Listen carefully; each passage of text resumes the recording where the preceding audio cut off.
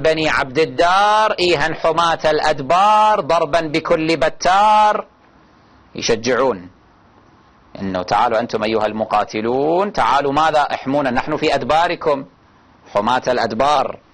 شايف شلون؟ بعدين صار شنو؟ جهاد الأدبار عند هؤلاء القوم.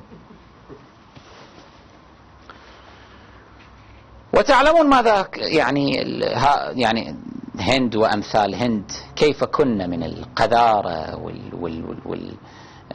والوحشية أيضا. طيب لماذا لم يسبيهن رسول الله؟ لماذا لم يسمح للمسلمين بسبيهن؟ اقرأوا التاريخ، أنتم تقرأوا التاريخ تعرفون أن المسلمين ما سبوهن في معركة أحد.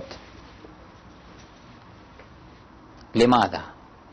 مروءة النبي صلى الله عليه وآله، أنه أنا حربي ترى أنا مو مع النساء، مع أن حكمهن في الواقع السبي،